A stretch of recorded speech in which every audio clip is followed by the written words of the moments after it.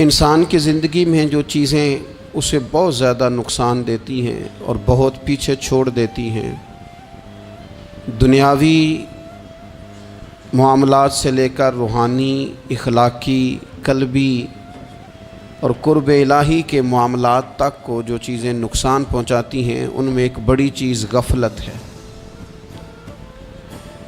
ایک لفظ ہوتا ہے جو ہمیں اکثر سننے کو ملتا ہے کہ آپ کی توجہ نہیں ہے۔ یہ ڈھیر سارے لوگوں کا مطالبہ ہوتا ہے، اہل خانہ بھی مطالبہ کرتے ہیں، کئی موقع پر والدین بھی مطالبہ کرتے ہیں، غرباء بھی مطالبہ کرتے ہیں کہ امیروں کی ہماری طرف توجہ نہیں ہے۔ اور یہ بڑی لازمی سی بات ہے کہ کسی چیز پر جب توجہ رہتی ہے تو وہ چیز بہتر ہو جاتی ہے، اور جب عدم توجہی کا لوگ مظاہرہ کرتے ہیں تو وہ معاملہ خراب ہو جاتا ہے۔ یہ جو عدم توجہ ہے اسی کو غفلت کہتے ہیں، اور جب انسان کے مزاج پر غفلت طاری ہوتی ہے اور غفلت اس پر پوری طرح غلبہ کر لیتی ہے تو پھر اس کی زرخیز زمین کو وہ بنجر کرتی ہے۔ غفلت انسانی دل کے لیے بڑی نقصان دہ چیز ہے اور انتہائی تکلیف اور ضرر کا باعث ہے۔ دلوں پر جو قحط نازل ہوتا ہے، قحط، ویران ہو جاتے ہیں دل، اور جو دلوں پر خشکی نازل ہوتی ہے کہ طبیعتیں خشک ہو جاتی ہیں، یہ غفلت کی وجہ سے ہوتی ہے۔ جو لوگ غافل ہو جاتے ہیں نا، اپنے معاملات کا دھیان نہیں رکھتے، دیکھیں نا، آپ کو کھانا کھاتے بھی غافل نہیں ہونا چاہیے۔ اگر کھانا بھی غیر معتدل کھا لیا جائے تو وہ انسان کی طبیعت کے لیے باعث ضرر بن جاتا ہے، نقصان کا باعث بنتا ہے۔ بات کرتے ہوئے بھی غافل نہیں ہونا چاہیے، کئی دفعہ جملے ایسے نکل جاتے ہیں جو انسان کے لیے پھر شرمندگی کا باعث بنتے ہیں۔ انسان کو غافل ہو کر کوئی کام نہیں کرنا چاہیے، غافل ہو کر، مدہوش اور بے ہوش ہو کر نہیں۔ غفلت دل کو ویران کرتی ہے، طبیعت میں خشکی لاتی ہے۔ غافل کبھی نہ بنے۔ قرآن مجید فرقان حمید نے ارشاد فرمایا کہ اقترب للناس حسابہم، فرمایا لوگوں کے حساب کا وقت قریب آ گیا، وہم فی غفلت معرضون، اور وہ ابھی بھی غفلت میں منہ پھیرے ہوئے ہیں۔ ٹائم آ گیا حساب دینے کا، لیکن وہ ابھی بھی غافل ہیں۔ ہمارے جو زیادہ تر نقصان زندگی میں ہوئے ہیں وہ صرف ہماری غفلت کی وجہ سے ہوئے۔ ہم نے چیزوں پر توجہ نہیں دی، چیزیں گڑبڑ ہو گئیں۔ جس آدمی نے پھول لگائے ہوں، پھل لگائے ہوں، کھیتی لگائی ہو، وہ دانہ ڈال کے پانی دے کے فارغ نہیں ہو سکتا، اسے توجہ کرنی پڑتی ہے۔ اور کسی نے کہا تھا مالی جیندے ہون تو پھر بوٹے سوکھدے نہیں۔ اگر موجود ہونا ان کو سینچنے والا، رکھوالی کرنے والا، تو پھر ان کی جڑیں کبھی خشک نہیں ہوا کرتی۔ ہماری جو غفلتیں ہیں یہ بڑی ضرر کا باعث ہیں، نقصان کا باعث، اور مجبوری معاف ہوتی ہے، غفلت معاف نہیں ہوتی۔ اسکول میں پڑھتے تھے، مدرسے میں پڑھتے تھے، تو ایک مجبوری ہو گئی جی، خدا نخواستہ گھر میں کوئی پریشانی ہو گئی تو اساتذہ اس پر سزا نہیں دیتے۔ کوئی خوشی کا موقع ہے گھر میں، فیملی میں کسی کی شادی ہے، اساتذہ اس پر سزا نہیں دیتے۔ لیکن اگر کبھی پتہ چلتا تھا نا کہ یہ گھر سے تو آیا تھا لیکن مدرسے نہیں آیا، یہ اسکول نہیں آیا، رستے میں غافل ہو گیا، تو یہ بات خوفناک تھی۔ یہ قابل سزا جرم تھا کہ تو غافل ہو گیا اپنی پڑھائی سے، تو گھر سے آیا اور یہاں نہیں آیا۔ غفلت قابل سزا ہوتی ہے، مجبوری کی معافی ہوتی ہے۔ ہمارا آج کل جو مسئلہ ہے وہ غفلت کا ہے۔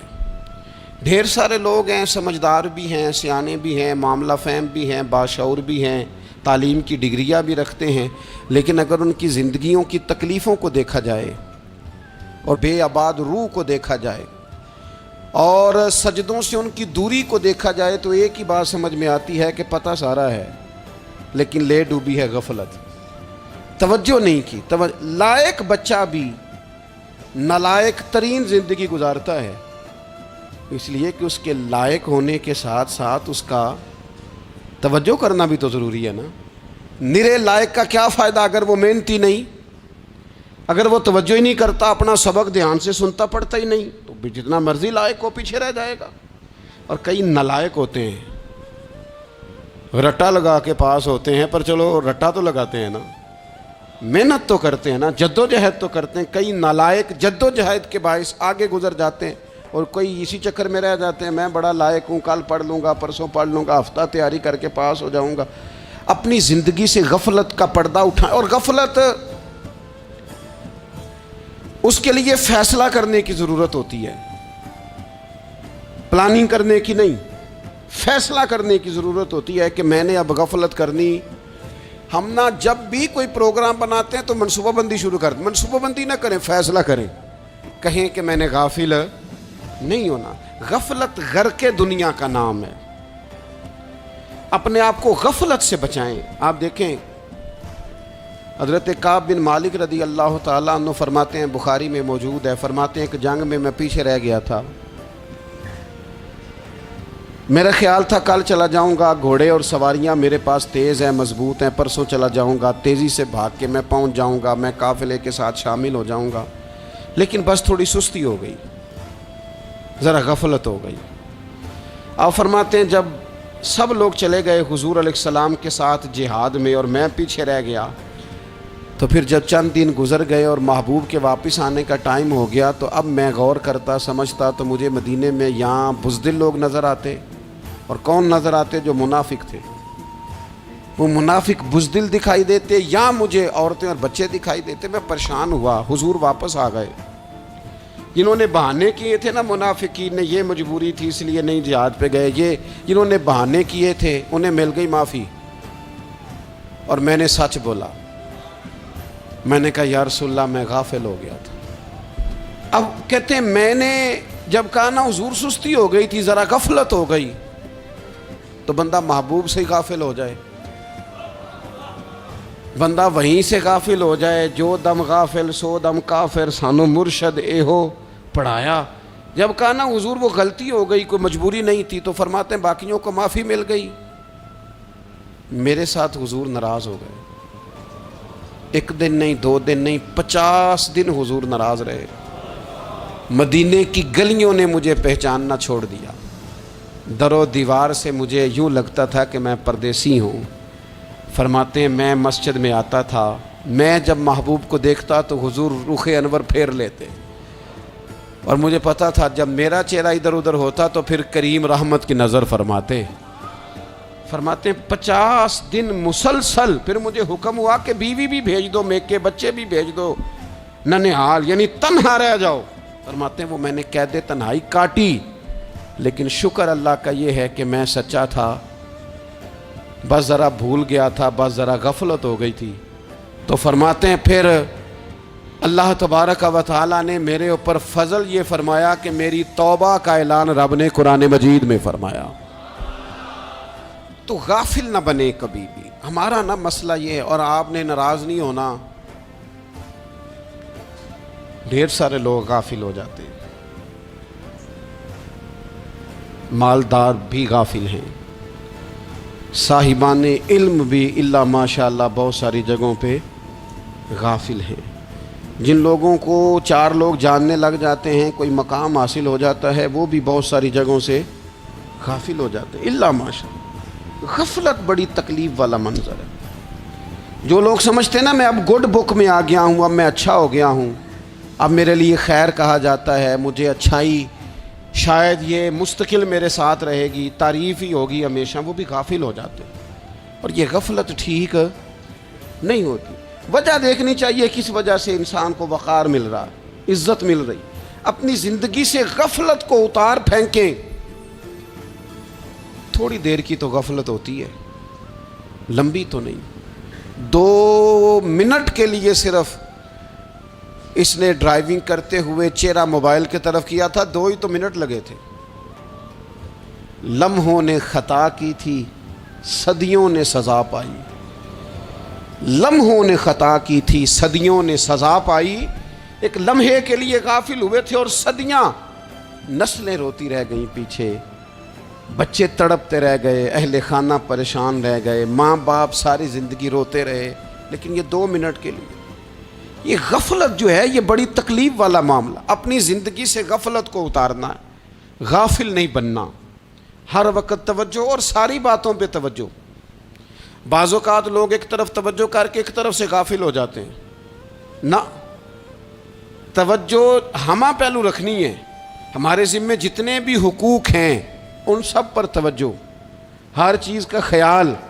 ایسا نہ ہو کہ عبادت کرتے رہ جائیں اور حقوق العباد ہم سے چھوٹ جائیں، اور حقوق العباد اتنے زیادہ ادا کریں. صاحب مجھے کہنے لگے ایک دفعہ بڑے وثوق کے ساتھ، کہنے لگے جی معاذ اللہ ثم نہیں جی ٹائم ملتا پھر نماز دا کی کریے، روزی کمانا بھی تو عبادت ہے نا. تو میں نے کہا آپ نے عبادت کرنا ایک حصہ قبول کیا ہے، آپ نے کل عبادت نہیں قبول کی. عبادت کل ہے، ہمہ پہلو. ایک حصہ آپ قبول کر کے نکل گئے اور باقی آپ نے چھوڑ دی. تو کسی ایک طرف سے بھی غافل نہیں ہونا. جتنی ذمہ داریاں ہیں، جتنی ڈیوٹیاں ہیں، ان سب کا خیال. اور جو بڑا آدمی ہوتا ہے، بڑا گھر میں بڑا ہو، قبیلے میں بڑا ہو، علاقے میں بڑا ہو، ادارے میں بڑا ہو، کلاس میں بڑا ہو، جو بڑا ہے اس کی تو ساری آنکھیں کھلی ہوئی ہونی چاہیے. ایک ایک پر اس کی نظر ہونی چاہیے کہ میری کہاں ضرورت ہے، کہاں مجھے اشک شوئی کرنی ہے، کس کے ساتھ میں نے کس طرح محبت کا رویہ رکھنا ہے. غافل نہ بنے. اچھا جی اب کیسے پتہ چلے گا کہ ہم غافل ہیں؟ یہ کیسے پتہ چلے گا؟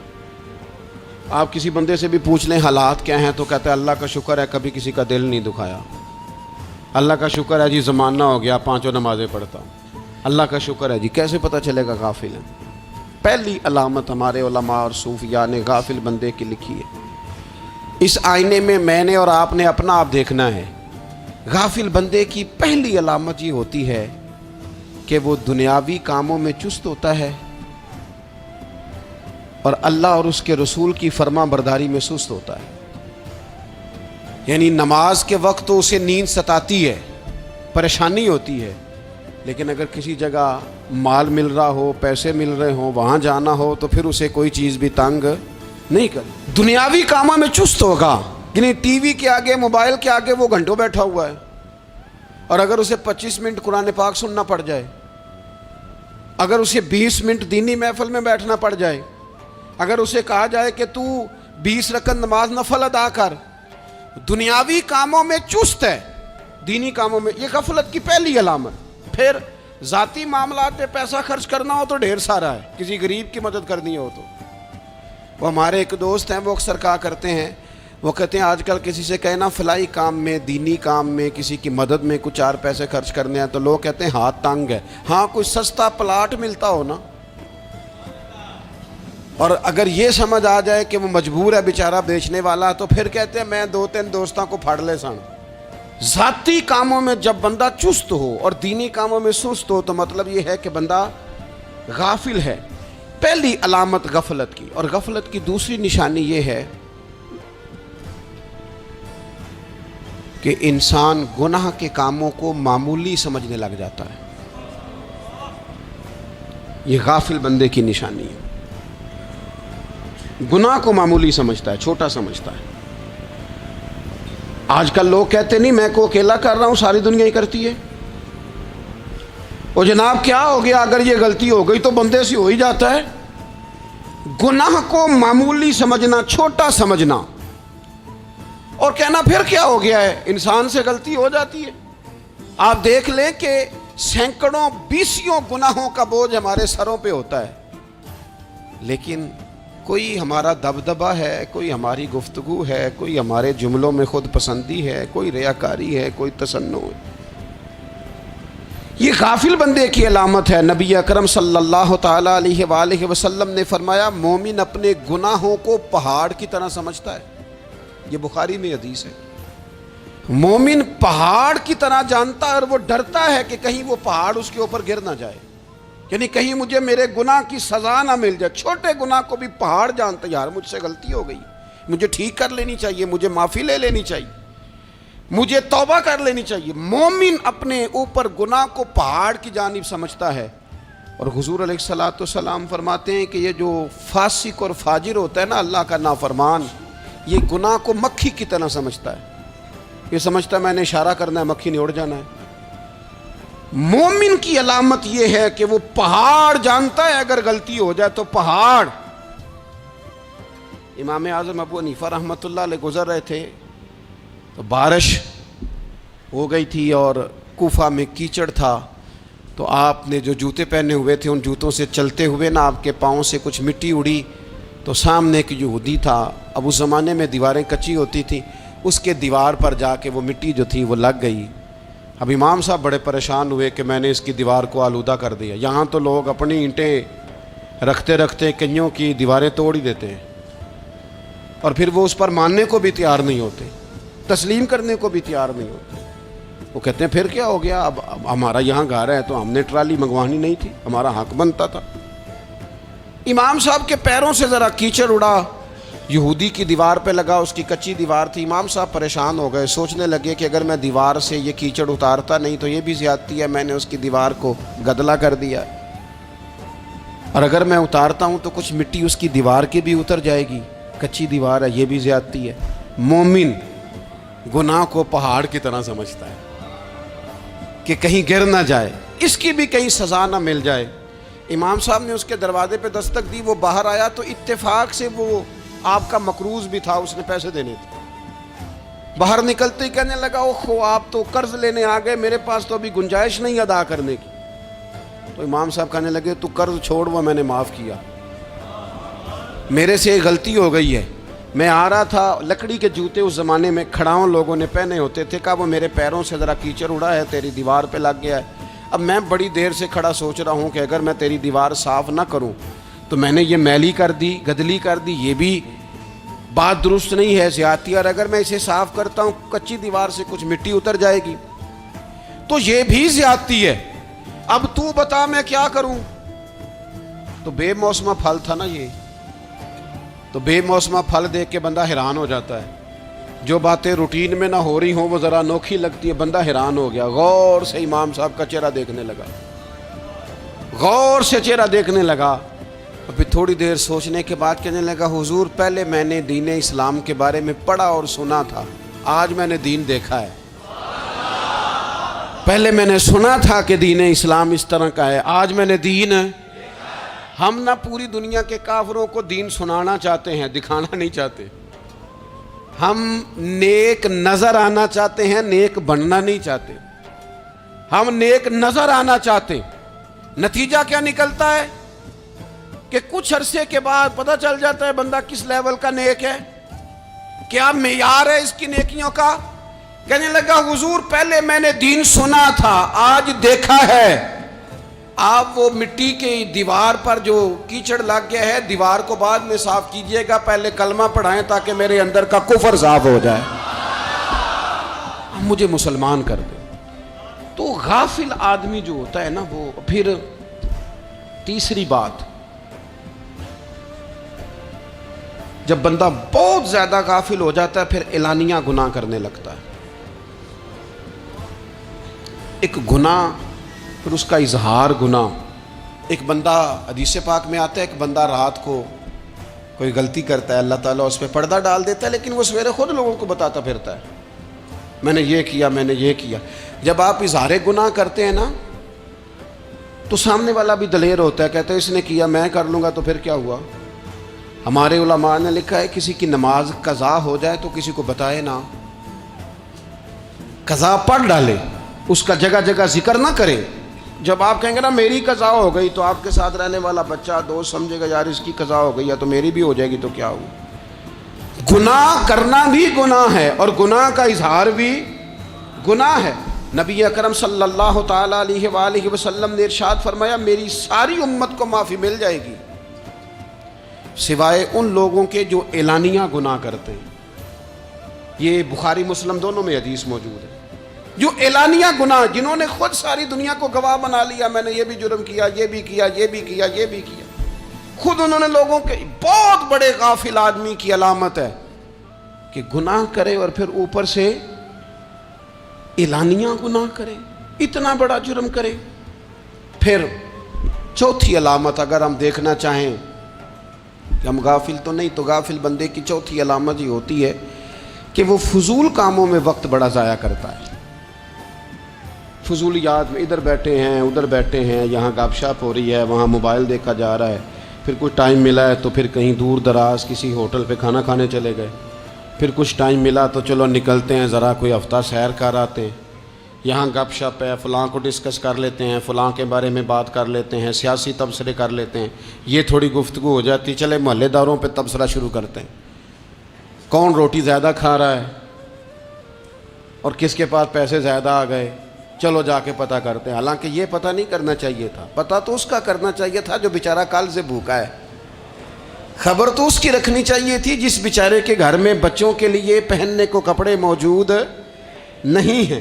اس پر تبصرہ یہ کرتے ہیں کہ یہ محنت کیوں نہیں کرتے, اور اگر کسی پر اللہ عطا کر دے پھر حساب ضرور لگاتے ہیں کہ ذرا معلومات کرو یہ اتنی جلدی آگے کیسے نکل گئے. غافل بندے کی علامت ہے وقت کا ضائع کرنا اور فضول کاموں میں ضائع کرنا اور بلا وجہ ضائع, اور ایسے سوالات کرنا جن کی ضرورت ہی کوئی نہیں, بالکل ضرورت ہی نہیں, کوئی مطلب ہی نہیں. لیکن ہم لوگ وقت ضائع, یہ غفلت کی علامت. غفلت اللہ والوں کی علامت کیا تھی؟ ایک بات انہوں نے زندگی میں لے لی, سیکھ لی, پھر ساری زندگی اسی پہ گزار دی. ان کا ارادہ تھا نا کشکول سیدھا کیا. کچھ لوگ ساری زندگی لیکچر قبول لے کے سن کے پھر بھی سمجھنے کو تیار. یہ غافل دل کی علامت ہے. اس لیے نبی پاک صلی اللہ تعالی علیہ وسلم نے فرمایا دو نعمتیں ایسی ہیں جن میں اکثر لوگ غفلت میں ہیں, ایک صحت اور دوسری فراغت.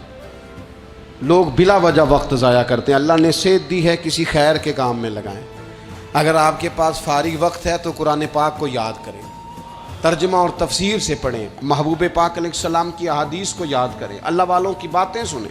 وقت ملے تو عبادات میں لگائیں, نوافل میں لگائیں, تلاوت میں لگائیں, ذکر اذکار میں لگائیں, اور پھر اللہ مزید توفیق عطا کرے تو کسی کے بھلے میں وقت لگائیں. گلی سے کوئی کانٹا اٹھائیں, کوئی روڑا اٹھائیں, کوئی کسی کی مدد کریں. لیکن یہ غافل ہونے کی علامت ہے کہ اپنے وقت کو ضائع کرنا. اور پھر اسی طرح غفلت کی پانچویں علامت یہ ہے کہ اگر بندے کو دنیا سے پورا پیار ہو جائے, یعنی شب قدر میں بھی آ کے کہتا ہے یا اللہ کبھی پیسے دے دینا, شب برات والے دن بھی کہتا ہے کہ مالک اگر کبھی کوئی ایسا سبب لگ جائے نا, یعنی بیت اللہ شریف کے سامنے کھڑے ہو کے بھی اگر اس نے مال ہی مانگنا ہے وہاں بھی اس نے یہی سوال کرنا ہے, حب دنیا اتنی غالب آ جائے. تو یہ غافل ہونے کی علامت. دنیا ضرورت ہے, مقصد نہیں ہے. دنیا کی حاجت ہے, مقصد نہیں ہے. یہ مقصود نہیں. اور جب لوگ فقط دنیا کے مال کو, دولت کو, نبی پاک علیہ السلام نے فرمایا وہ لعنتی ہے جو درہم اور دینار کا بندہ بن گیا ہے, پیسوں کا بندہ بن گیا ہے. مل جائے تو خوش ہوتا ہے, نہ ملے تو تکلیف میں آ جاتا ہے. یہ غافل بندے کی علامت. مومن تو وہ ہوتا ہے کہ دولت رزق حلال ضرور کماتا ہے تاکہ کسی کے آگے ہاتھ نہ پھیلانا پڑے, کوشش ضرور کرتا ہے, پر دنیا کو جیب میں جگہ دیتا ہے, دل میں نہیں دیتا. اس کی جگہ جہاں ہے اسے وہاں رکھتا ہے, اسے دل میں جگہ. دل تو ایک ہے, اس میں رب و رسول کو بسائیں گے یا کسی اور کو بسائیں گے. تو حب دنیا یہ غافل ہونے کی بہت بڑی علامت ہے. پھر اسی طرح جو بندہ رب کریم کو جانتا نہیں نا وہ بھی غافل ہو جاتا ہے. ایک تو جو یہ نہیں نہ جانتا کہ رب کریم سزا دے گا, مجھے دیکھ رہا ہے, اسے نہ اونگ آتی ہے نہ نیند آتی ہے, جو اس کی معرفت نہیں رکھتا کہ میرا رب ہر وقت مجھے دیکھ رہا ہے, وہ بھی غافل ہو جاتا ہے. جسے پتہ ہونا کہ مجھے دیکھ رہا ہے وہ غافل نہیں ہوتا. اور جو یہ سمجھ لیتا ہے نا کہ شاید معاذ اللہ ثم اس یقین کو پکا نہیں کرتا, وہ غافل ہو جاتا ہے.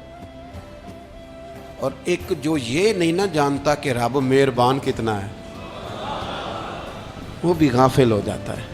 مجھے بتائیے سب سے زیادہ تو بندہ اس کے دروازے پہ جاتا ہے نا جو سب سے زیادہ مہربانی کرنے والا ہو, اس دروازے سے بندہ اٹھتا ہی نہیں. تو جس کو یہ یقین ہو جائے نا سب سے زیادہ کرم فرمانے والی ذات اللہ رسول کی ہے, وہ کبھی رب رسول سے غافل نہیں ہوتا. وہ کبھی اللہ رسول کا دروازہ چھوڑ کے نہیں جاتا، وہ کبھی کسی اور جگہ جا کے پناہ تلاش نہیں کرتا۔ جسے پتہ چل جائے نا وہ کریم کتنا ہے، مہربان کتنا ہے۔ ملا رومی رحمت اللہ علیہ فرماتے ہیں بہت بڑا مجرم تھا ایک بندہ، بہت بڑا گناہگار تھا، بت کو پوجتا تھا، تھک گیا ساری رات بت کے سامنے کھڑا تھا، معاذ اللہ یا صنم یا صنم یا صنم کہتے، تھک گیا، نیند آ گئی، اونگ آ گئی۔ جب پوری طرح نیند آ گئی اور دماغ پہ نیند قبضہ کرنے لگی تو اس کے منہ سے نکل گیا، صنم صنم کہہ رہا تھا نا، نکل گیا یا صمد، او بے نیاز مالک۔ رب کریم نے فرشتوں سے فرمایا دوڑ کے جاؤ، جو کہتا ہے اسے دے دو۔ فرشتے کہنے لگے مالک تو بت کو پکار رہا تھا، اس نے تو غلطی سے نام لیا ہے۔ فرمایا مجھے نہیں پتا، لیکن دیکھو نا اس نے مجھے پکارا تو ہے نا، کتنی دیر سے جھوٹے کو پکار رہا تھا، اس کا معاملہ حل نہیں ہوا۔ اب اگر سچے کو پکارنے پہ بھی حل نہ ہوا تو فرق کیا رہ جائے گا؟ دے دو جو مانگتا ہے، دے دو۔ میرے دوست گھر پتہ چل جائے وہ کریم کتنا ہے، وہ مہربان کتنا ہے۔ میرے رسول پاک علیہ الصلوۃ والسلام نے تو فرمایا تیری آنکھ سے اگر اس کے خوف سے اتنا آنسو بھی نکل گیا جتنا مچھر کا پر ہوتا ہے، تو جس طرح بھینس کے تھنوں سے نکلا ہوا دودھ واپس تھنوں میں نہیں نہ جاتا، جو اتنا بھی روئے نہ روئے اللہ کے خوف سے، وہ بندہ دوزخ میں نہیں جائے گا۔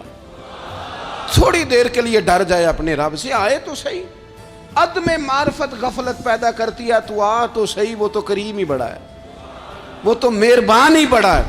حضرت زنیرہ رضی اللہ تعالی عنہ حضور کی صحابیاں ہیں۔ ایام جو مکے کے تھے مسلمانوں پر بڑی آزمائش کے تھے، انہیں بڑا مارا کفار نے، اتنا مارا کہ ان کی بینائی چلی گئی، نظر آنا بند ہو گیا۔ کافروں کی عورتوں نے تانا دیا کہ تو نے ہمارے بت چھوڑے ہیں نا، تو دیکھنا تیری بینائی چلی گئی۔ تو جناب زنیرہ اللہ پہ بھروسہ، توکل، معرفت الہی کا جذبہ، اٹھ کے کھڑی ہو کہنے لگی چپ کرو، تمہارے جھوٹے بت کیا کر سکتے ہیں، میرا رب چاہے تو صبح جب میں اٹھوں تو میری آنکھیں روشن ہو، اگر کریم کرم کر دے۔ لوگ کہتے ہیں واقعی ایسا ہوا، جب وہ سویرے اٹھیں تو اللہ نے ان کی روشنی واپس کر دی تھی۔ تجھے پتہ چل جانا وہ مہربان کتنا ہے۔ وہ ایک بزرگ تھے تو ان سے کسی نے کہہ دیا کہ اگر آپ کا حساب آپ کے ماں باپ کے ذمہ ہو جائے تو پھر کیسا، پوچھنے کے لیے قیامت میں اگر ماں باپ حساب لیں تو پھر کیسا۔ تو بڑے سیانے لوگ تھے جو دل والے تھے، کہنے لگے نہیں، رب کریم ہی ٹھیک ہے، اس لیے کہ وہ ماں باپ سے کہیں بڑھ کر پیار کرنے والا ہے۔ اگر یہ معرفت مل جائے وہ کریم کتنا ہے۔ اور جب بندہ پوری طرح اس کی بارگاہ میں آ کے تڑپ جاتا ہے نا، مولا میں جاؤں کدھر، تیرا دروازہ چھوڑ کے جاؤں کدھر۔ اقبال کہتے ہیں وہ ایک سجدہ جسے تو گراں سمجھتا ہے، 1000 سجدوں سے دیتا ہے آدمی کو نجات۔ تجھے جگہ جگہ جھکنا نہیں پڑے گا اگر تو صحیح معنوں میں اپنے رب کی بارگاہ میں جھک جائے۔ تو میرے عزیز کوشش کرے کہ اس کی معرفت، اس کا کرم، اس کی عطا اور اللہ تبارک و تعالیٰ کے حاضر و ناظر ہونے پر عین الیقین، حق الیقین حاصل کریں۔ اور پھر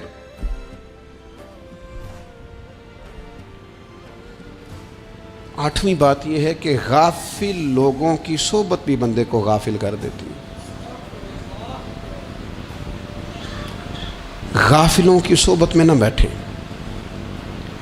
ان کی صحبت میں بیٹھیں جن کے پاس بیٹھنے سے دل میں رب رسول کی محبت پیدا ہوتی ہے۔ غافلوں سے بچیں۔ چنگیاں دے لڑ لگی ساں تے چولی چ پھل پئے، تے جدوں میں پیڑیاں دے سنگ رل گئی تے میرے اگلے بھی ڈل گئے۔ برے آدمی کی صحبت بندے کو غافل کر دیتی۔ غافلوں کی صحبت میں کبھی نہ بیٹھیں، کبھی نہیں۔ غافل آدمی آپ کو غافل کر دے گا۔ میرے نبی پاک علیہ الصلوۃ والسلام نے فرمایا انسان اپنے دوست کے مذہب پر ہوتا ہے۔ یہ بہت بڑے لفظ ہیں۔ فرمایا المرء علی دین خلیلہ، انسان اپنے دوست کے مذہب پر ہوتا ہے۔ تو دیکھ تو نے دوست کس کو بنایا ہے، جو تیرے دوست کا مذہب ہوگا وہی تیرا ہو جائے گا۔ ہم نے دوست بنایا نا غوث پاک جیلانی کو،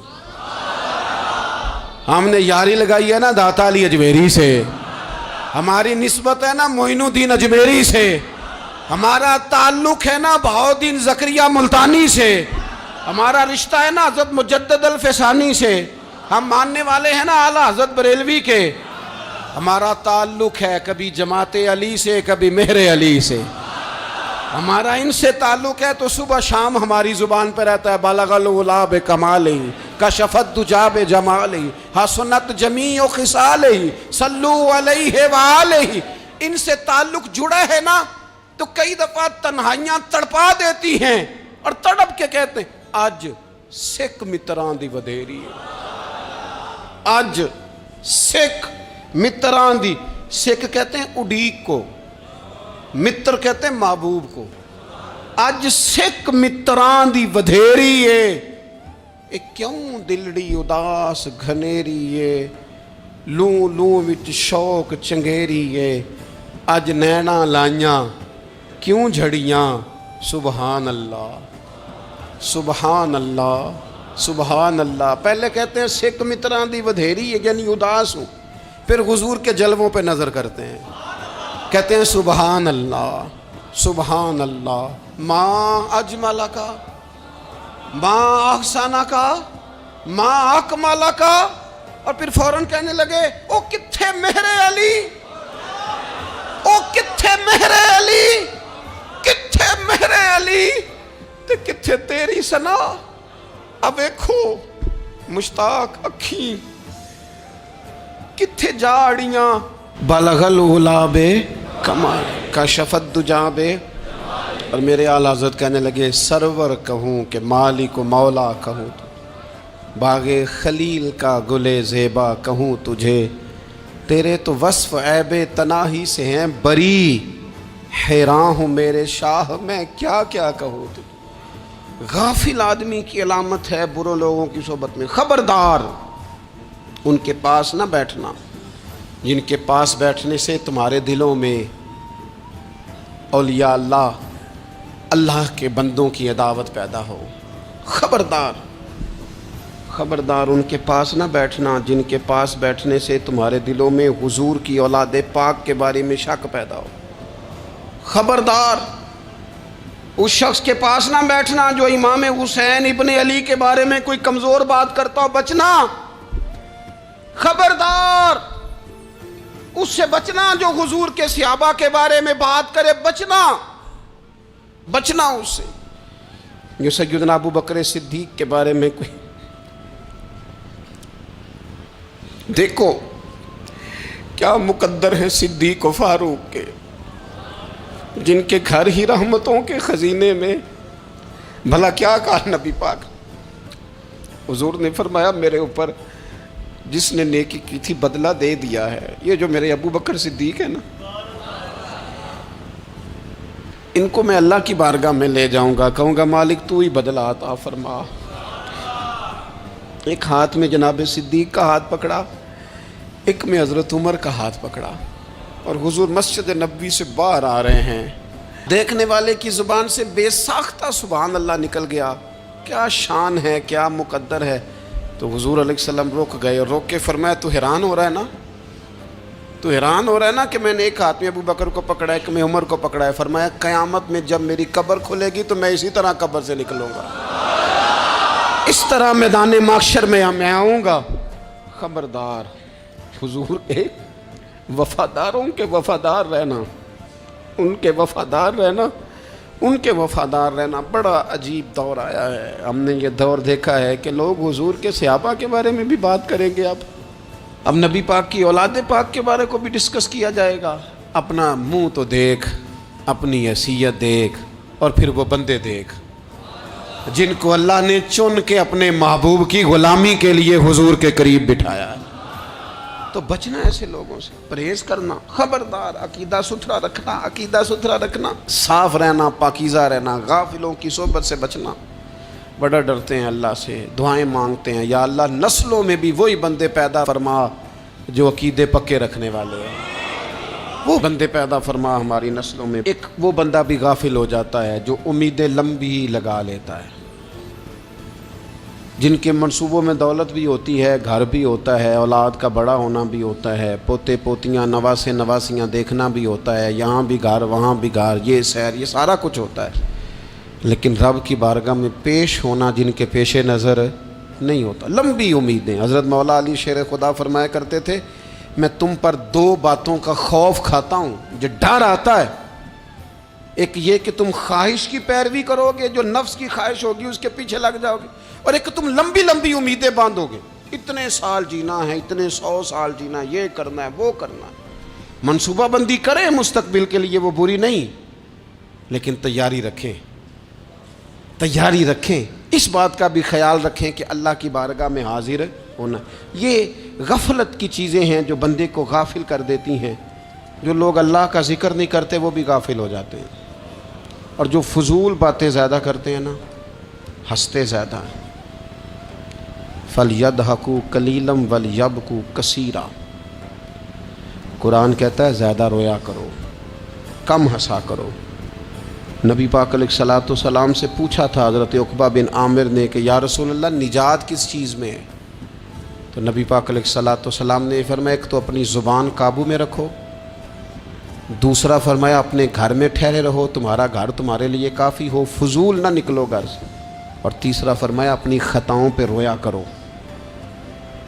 کثرت کلام اور فضول کلام اور بلا وجہ یہ بندے کو غافل کرتا ہے، دل کو سخت کرتا ہے۔ یہ چند چیزیں ہیں جو انسان کو غفلت میں ڈالتی ہیں۔ اپنے آپ کو ان چیزوں سے بچائیں اور غفلت کو توڑیں۔ آپ کے ذمے، میرے ذمے جو حقوق العباد ہیں ان کا پتہ کریں، جو اللہ رسول کے حقوق ہیں ان کی خبر دیکھیں، ہماری جو ذمہ داریاں ہیں ہم کس طرح انجام دے رہے ہیں اس پر توجہ کریں، اپنے معاملات کو ٹھیک کریں۔ ہم انسان ہیں، کوتاہیاں تو رہ جائیں گی، لیکن جب کوشش کریں گے تو پھر رب تعالیٰ مدد بھی فرمائے گا۔ ایک بات اور کرنی ہے، ایک تو میں نے عرض کیا غفلت کو توڑنا، ایک دوسری بات قرآن مجید کا ایک سبق اور، جب غفلت توڑنی ہے تو پھر لازمی طور پر ایک کام کرنا پڑے گا۔ میں نے یہ عرض کیا تھا کہ پلاننگ نہیں کرنی، فیصلہ کرنا ہے۔ تو فیصلہ کرنا ہے تو کرنا کیا ہے؟ پھر قرآن حکیم نے سورہ بقرہ میں کہا فاستبقوا الخیرات، یعنی تم نیکیوں کی طرف دوڑو، جلدی جلدی نیکیاں کرو، فٹافٹ، دیر نہ کرو۔ فٹافٹ سے مراد یہ نہیں کہ نیکی جلدی جلدی کر جاؤ، یعنی ٹال مٹول نہ کرو خیر کے کام میں، کل کریں گے، پرسوں کریں گے، عمرہ کر رہے ہیں پھر نیکی ہیں، حج کر رہے ہیں پھر نیکی ہیں، بچے بیال ہوں پھر میں نیک ہوں، یہ تھوڑا سا یہ کام ٹال مٹ۔ فاستبقوا الخیرات، نیکیوں کی طرف دوڑو، جلدی کرو، بھاگو۔ نبی پاک صلی اللہ تعالیٰ علیہ وسلم نے فرمایا 5 چیزوں سے پہلے غنیمت جانو۔ حضور علیہ الصلوۃ والسلام فرمانے لگے ایک تو تم جوانی کو نہ بڑھاپا آنے سے پہلے پہلے غنیمت سمجھ لو۔ نبی کریم صلی اللہ تعالیٰ علیہ وآلہ وسلم ارشاد فرمانے لگے کہ اپنی صحت کو غنیمت جان لو، بیماری آنے سے پہلے پہلے۔ پھر حضور علیہ الصلوۃ والسلام فرمانے لگے اگر اللہ نے تمہیں مال دیا ہے، وسعت دی ہے، تو نیکی کر لو، خرچ کر لو اللہ کے راستے، خدا نہ خواستہ تم پر غریبی آ جائے۔ اور پھر حضور سید عالم صلی اللہ تعالیٰ علیہ وسلم فرمانے لگے اگر تمہیں اللہ نے کچھ فراغت دی ہے، بہت زیادہ مصروف نہیں ہو، تو غنیمت جان لو، جلدی سے نیکی کر لو قبل اس کے کہ تم مشغول ہو جاؤ۔ اور 5ویں بات حضور نے بیان کی، فرمایا زندگی کو غنیمت جانو، موت آنے سے پہلے پہلے جلدی سے نیکی کر لو۔ نیکی کے لیے ساری زندگی منصوبہ بندی نہ کرتے رہو، نیکی کے لیے دیکھو نا، ہماری زندگی میں یہاں دنیا میں رہ کے چند منٹوں میں وہ نیکی کی جا سکتی ہے جو قیامت کے بعد صدیوں کا ہمارا فائدہ کرے، صدیوں کا فائدہ کرے۔ کرتے نہیں، پلاننگ کر رہے ہیں، منصوبہ بندی کر رہے ہیں، بس تیاری کر رہے ہیں، بس حضرت آپ دعا کر دیں، اللہ تعالیٰ دعائیں بھی قبول فرمانے والا ہے، لیکن جو نیکی نصیب ہوتی ہے اسے جلدی سے کر گزریں، اسے فٹافٹ کریں۔ میں ایک گاؤں میں گیا، اب تو خیر وہ دور نہیں رہا، یہ 10-15 سال 20 سال پہلے نا جو نوجوانوں کی مصروفیات ہوتی تھیں ان میں سے ایک مصروفیت یہ ہوتی تھی کہ گندم لے کے چکی پہ جانا ہے، آٹا پسوا کے لانا ہے۔ یہ ایک بڑی، چونکہ سبھی گھروں کے اندر سال کے لیے گندم سٹاک کر لی جاتی تھی، تو گندم لے کے جانا یہ ایک ڈیوٹی ہوتی تھی۔ ایک نوجوان ایک گاؤں میں، اس کی مجھے تعریف سننے کو ملی، تو ایک بوڑھی اماں کہنے لگی یہ تو بڑا نصیباں والا ہے، سارے دا آٹا پیا لے ہوندا ہے۔ اور آتے جاتے پوچھ لیتا ہے کہ اماں کوئی کہنے لگی میرے بچے باہر ہوتے ہیں، یہ مجھے دوائی بھی لا دیتا ہے شوگر کی، میں مریضہ ہوں۔ یعنی خیر جتنی ہو سکے، جتنی۔ میرے ایک سنگی ہیں تو سڑک پہ کوئی بندہ کھڑا ہوتا ہے نا، اللہ تعالیٰ انہیں سلامت رکھے، بندہ کھڑا ہوتا ہے تو کہتے ہیں میں اس سے پوچھ لیتا ہوں بابا جی کدھر جانا ہے، فلانی جگہ جانا ہے، تو کہتے ہیں میں موٹر سائیکل پہ بٹھا لیتا ہوں۔ بندہ دیکھ کے مجھے سمجھ آ جاتی ہے ضرورت مند ہے، کوئی چور نہیں، کوئی ڈاکو نہیں، ضرورت مند ہے۔ میں اسے منزل تک، نیکی جتنی میسر آئے، جس حد تک میسر آئے۔ کیا کہا ہمارے نبی پاک علیہ السلام نے؟ حضور نے ہم سے فرمایا کچھ نہ ہو سکے تو بات ہی مسکرا کے کر لینا، اس پر ہی اللہ صدقے کا ثواب عطا کرے۔ فاستبقوا الخیرات، جلدی سے نیکی کر لو، اپنے نامہ اعمال میں روز نیکیاں جمع کرو، کوئی نہ کوئی خیر کا کام روز کرو اور جلدی سے کرو۔ صحیح مسلم میں حدیث ہے، نبی پاک صلی اللہ تعالی علیہ وسلم فرمانے لگے جلدی جلدی نیکی کے کام کر لو ان فتنوں سے پہلے جو اندھیری رات کے حصوں کی طرح فتنے ہوں گے۔ فرمایا اس وقت حال یہ ہوگا کہ آدمی صبح مومن ہوگا، شام کو کافر ہو جائے گا، شام کو مومن ہوگا تو صبح کافر ہو جائے گا۔ اور فرمایا لوگ دنیا کے بدلے اپنا دین تک بیچ ڈالیں گے۔ معاذ اللہ جھوٹی قسمیں نہیں کھائی جاتی، جھوٹا قرآن مجید نہیں لوگ اٹھا لیتے، لوگ دنیا کے لیے دین بیچ ڈالیں گے۔ اس سے پہلے جب فتنے اتنے زیادہ ہو جائیں، اس سے پہلے نیکی کر لو، کوئی خیر کا کام کر لو، جلدی سے کچھ ایسا کر لو۔ حضرت عقبہ بن حارث رضی اللہ تعالیٰ عنہ فرماتے ہیں یہ دیکھیں ہمارے نبی پاک علیہ السلام کی سیرت کیا ہے، حضور کا اسوہ کیا ہے، نبی پاک علیہ السلام ہماری تربیت کس طرح کرتے۔ حضرت عقبہ بن حارث رضی اللہ تعالیٰ عنہ کہتے ہیں ہم نے نبی پاک علیہ السلام کے ساتھ عصر کی نماز پڑھی، یہ صحیح بخاری میں موجود ہے۔ فرماتے حضور سلام پھیرتے ہی فوراً اٹھ کے گھر تشریف لے گئے۔ یہ ہمارے لیے انوکھی بات تھی، غیر متوقع تھی، پہلے کبھی ایسا ہوا نہیں۔ سلام پھیرا نماز کا، حضور جلدی سے تشریف لے گئے۔ اب ہم حیران تھے اور حیرت انگیز طور پر حیران تھے کہ کریم اتنی جلدی تشریف لے گئے۔ تھوڑی دیر ہوئی حضور واپس آ گئے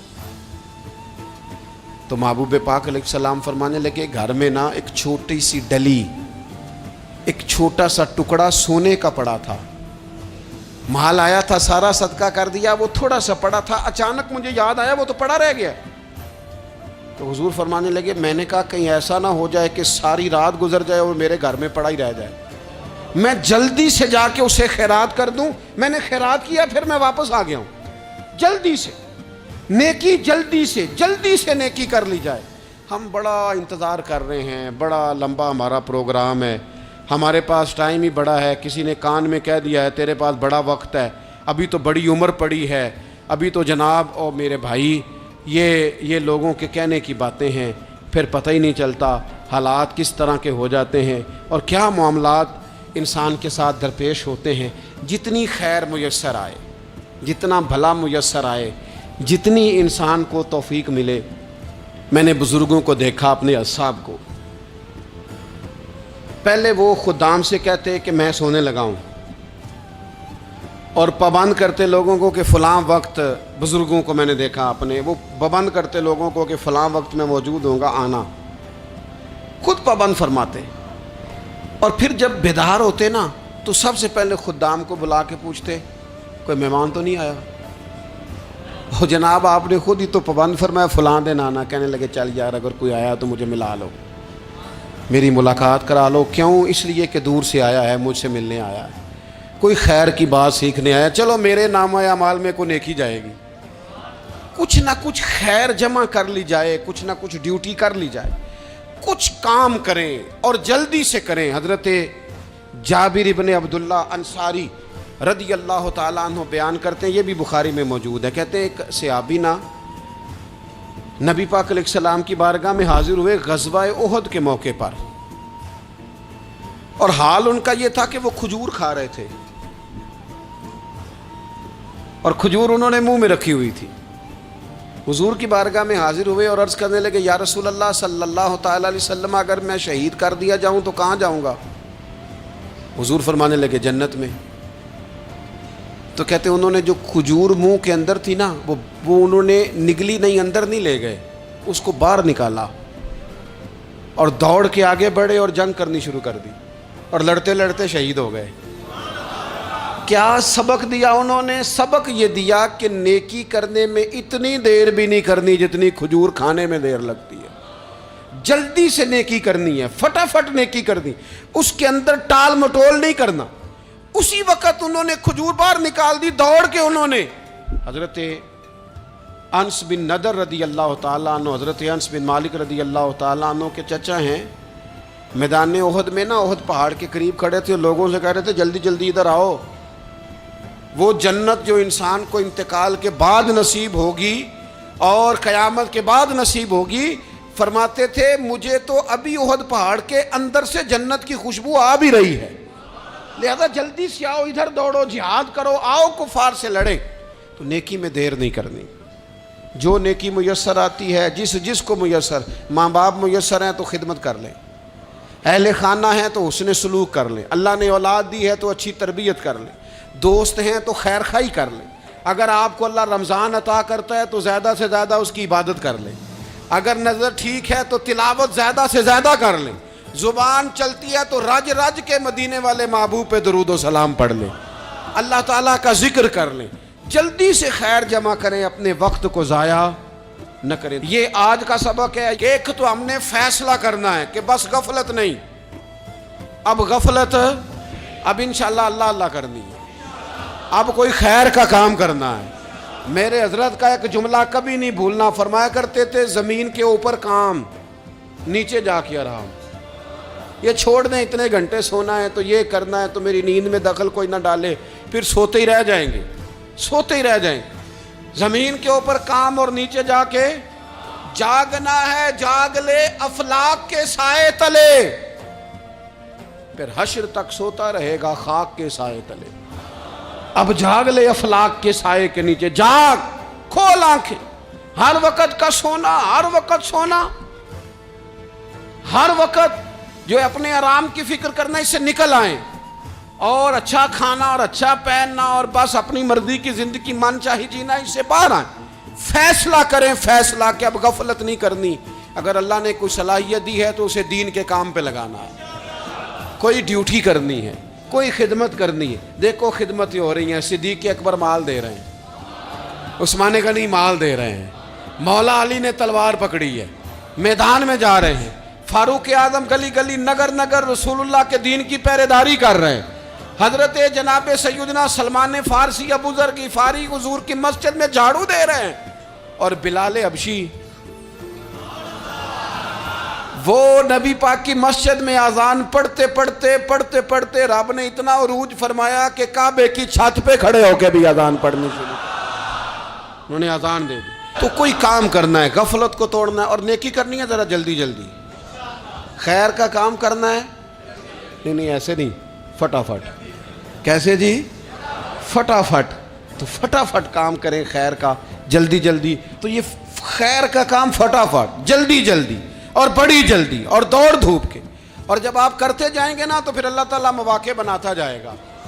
آپ سے میری اپیل ہے، بالخصوص میرے ساتھ جو وابستہ سنگی ہیں، جو پیار کرنے والے ہیں، دو باتیں آج آپ نے لے کے جانی ہیں گھر، یہی لنگر ہے، یہی آپ کے لیے دعا ہے، یہی ہمارے بزرگوں کا فیض ہے، یہی نصیحت ہے کہ آپ نے یہ دو باتیں لے کے جانی ہیں۔ غفلت توڑ دینی ہے، فیصلہ کرنا ہے کہ آج کے بعد غافل نہیں ہونا، اور دوسری یہ بات لے کے جانی ہے کہ نیکی جلدی جلدی، فٹافٹ فیصلہ، فٹافٹ نیکی، ایک کر کے پھر انشاءاللہ دوسری کر کے پھر انشاءاللہ تیسری کر کے پھر انشاءاللہ چوتھی، یہ شروع کرنی ہے، اور آپ دیکھیں گے اللہ تعالیٰ مہربانی فرمائے گا، مدد کرے گا۔